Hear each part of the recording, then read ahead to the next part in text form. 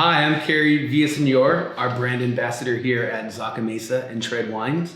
And joining me today is Gavin, our tasting room manager here at Zaca Mesa and Tread Wines.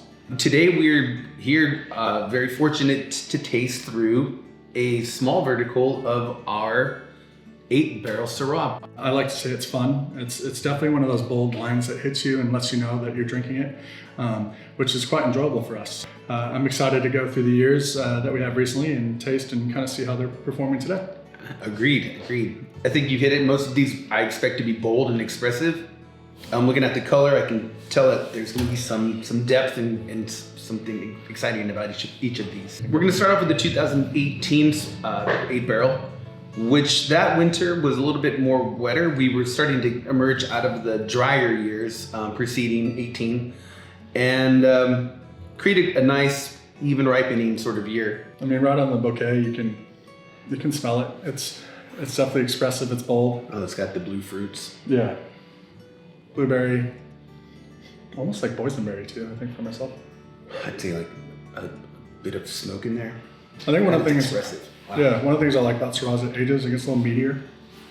You can like feel the taste and the depth to it. I think you're almost having a big mouthful of it, and I think 8 Barrel really lends to that kind of expressive nature. It's like, it's bold, it's here. What I appreciate about our Syrahs is they can have that element, but not getting too herbaceous or too kind of funky. Yeah. Structure, I mean, the tannins, the opulence of the tannins kind of really allows for length to it. You know, I think it's something that can really age well, but you still get that kind of youthful expressiveness even out of the 18, right? You still certainly the acidity, as you said. Yeah. I mean, this is a great barbecue kind of wine, backyard barbecue with friends, or just drink it on its own. So I would say it's drinking really well today. Take out the smoker. I might do some baby back ribs with it. Something that, I think this is one like, I'm probably going to drink half the bottle before I even get to the barbecue, but one that sits really well and pairs really well with some big smoked wheats. Yeah. Well, should we look at the 2019? 19, yes. So 19 came out starting to get a drier winter. That had a little bit of colder spring. We had a little delay in our bud break and turned out to be another good year for growing. Some winds, lower yields. So what we did end up with, I feel, has that concentrated fruit. And right away on the nose, I can tell this had a little bit of some good time in the barrel. That sort of meatiness, as you've already described. And almost like a bit of spice in there. Like a baking spice. Cumin. Like a cumin or a turmeric sort of. Yeah. I think something just like this would go like braised beef or lamb, like. This for sure. I could almost go like an Indian dish or a Greek dish with it. Like it's something you almost add like a little bit of Greek yogurt. Lamb meatballs with maybe a little yogurt. Like tzatziki with it. Mm-hmm, yeah. Mm-hmm. It's funny, like this one particularly, I think, as we move to 19, I'd say the 18 was a little bit more of a punch up front. This one has more length to it. You kind of really get towards the finish. I can really feel the like that spice that you're talking about. This one's it's opening more with length here in the time in my glass. On to the 2020. All right, 2020. Great color. 2020 was a hotter year, right?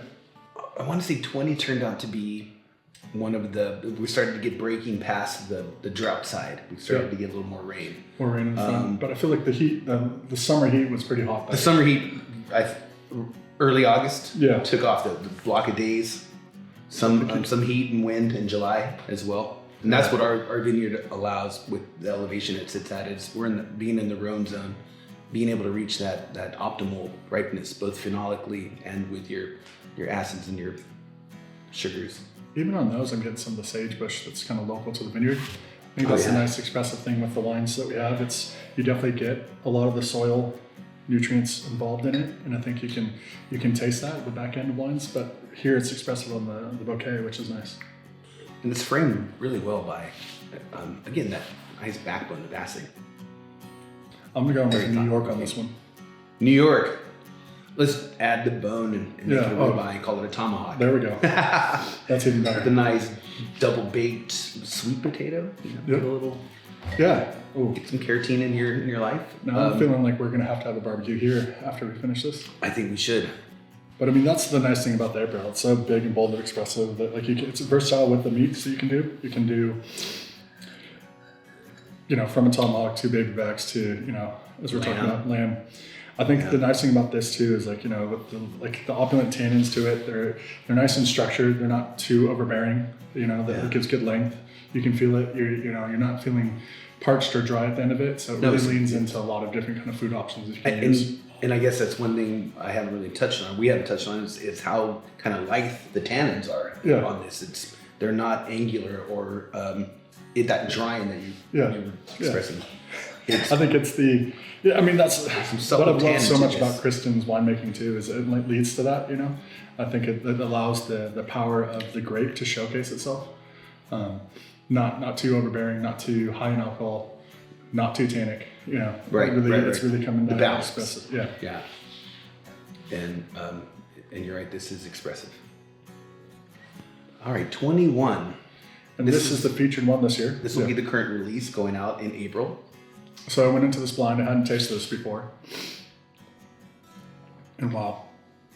Well, this got a little more of that like terroir to it. You were saying that the sage a little bit. I almost get somewhat of a in a good way, that like a dirt in there. Yeah, like the earthiness. The earthiness. Most of the time we're using about 40% New French oak on the program. A little over 20 months in barrel. This is a youngin right here. Yeah, the youthfulness is showing. I'm getting a little more like a cherry note on it. Yeah. A little vanilla bean. I think it's one of those things, now that you say it, I taste it. You get it right away. Yeah. It's like, did you influence me or is it there? I think it's but there. No, it's definitely there. But yeah, but it's like almost like a dark chocolate cherry too. Yeah. With vanilla bean on kind of the back. Yeah. Like a ganache. Yeah, yes. Mm-hmm. But vibrant. This is youthful. When you go back to the 18, the depth of this is the age, of course, with the bottle has really made this into more complex. And that's the great thing about taking these wines, right? It's expressive through the years, seeing them change. The structure to this is something that I'd say comfortably you can ease into some good aging with it. Yeah. And the expressiveness of how it changes over that period of time is something I think the 8 Barrel kind of line is so unique in the sense of the way it's processed and the way it's made. I think the original one made 8 barrels from that free run juice, and that, now we clearly make a lot more than just 8 barrels of it. But, I think it's such an ode to the winemaking philosophy that's come through Zaca, and through each winemaker makes its own, like I think you said earlier, unique twist to it. But you can still see the expressive nature of why it was originated and why it's become one of our, favorite wines amongst our club members and the locals that come and visit. Just coming from like similar blocks from each vintage to vintage, the consistency. Like they're all very expressive and powerful. It is the same expressive style, the boldness to the front end, the opulent tannins, the long kind of velvety length to it. You're hitting it still at 18 and you're getting it at 21. I think it's one of the things that excites me personally about wines, is see how they express themselves over time.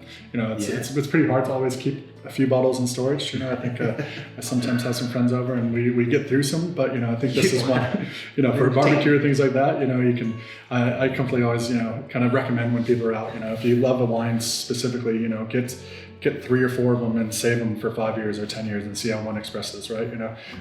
That's if you have the ability to store and patience to the patience, right? Dig into them. Sometimes your favorite wines tend to be the ones that go off the first, but it's my favorites are the ones I pick up that day. Yeah, we're known as the Straw House. We've been here, 53 years now. It's exciting to see kind of how the vines have changed over time. The fact that you still have such expressive nature of it. I guess what you guys got to do is come down and visit us here, come out for April and take some and see the different changes yourself. We'll probably have a couple of these bottles open so you can taste through the ages or the years themselves. Yes, come out and see us.